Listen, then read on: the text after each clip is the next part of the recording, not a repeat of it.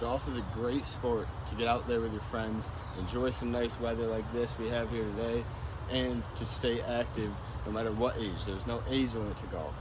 For this video, I'm just going to go through a couple of the basic rules and knowledge of the sport, so maybe you guys can use it to get better and be able to play it in the future. To start, we're going to go with the clubs. This, in my hand, is a driver. Driver is used on the tee box. Tee box, you're going to use the driver to be able to hit the ball. Depends on the player. I hit mine about 220. A lot of people are above 200. For the farther holes, the bigger pars. Then you got the irons, like a 3 here, which is used from further, 7, 9, 6. Usually 3 through 9 is the irons. The higher the number, the closer you are to the pin, the closer you are to the green, that's when you'd use it. Like my 9, I'd hit roughly 130. Some people around there, a little less, a little more, depending on the player. Higher or lower numbers, like a 3, closer to 200, depending on the player.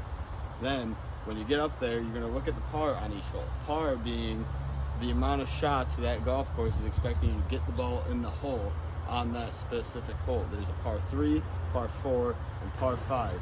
Rarely par 6s. I've seen them once or twice, but there's not many. Par 3, you're expecting to get it in three hits. Typically the shorter holes. Par 4, those are roughly a lot of the holes, maybe even. And a par 5 is the longer holes.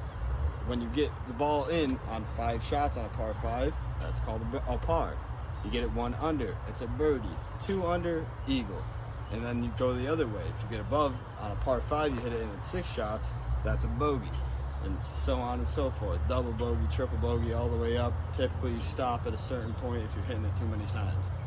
There's a couple penalties to golf, such as the out of bounds. Out of bounds is there's a marking on the outside of the fairway in the rough on a hole. Once you hit it out of there, you have to go to a drop zone, which will be marked by a circle, mowed out.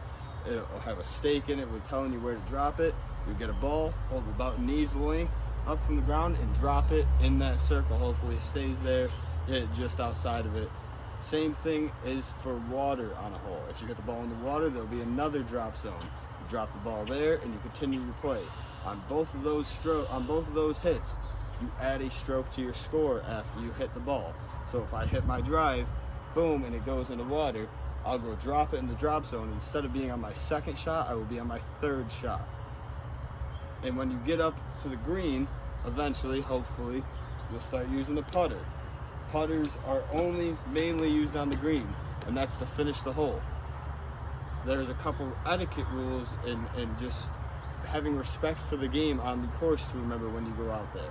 One being, if I'm going up for my shot, I'm getting ready, and I go up here to backswing, you don't start talking. No one should be talking while I'm getting ready to swing my club. Another, if I'm going to get my shot, there should be no one around the club's length distance. I should be able to do this and hit nobody. There should be nobody in front of me. There should be no golf carts in front of me. There's nothing.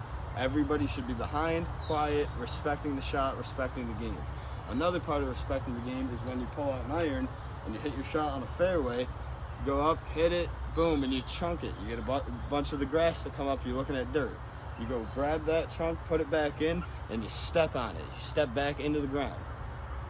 So now that you've gotten some of the rules to golf, hopefully you can grab 3 of your friends, the maximum 4. You grab 3 of your friends. If you got less, that works, and you go out there and enjoy a game yourself. Thank you.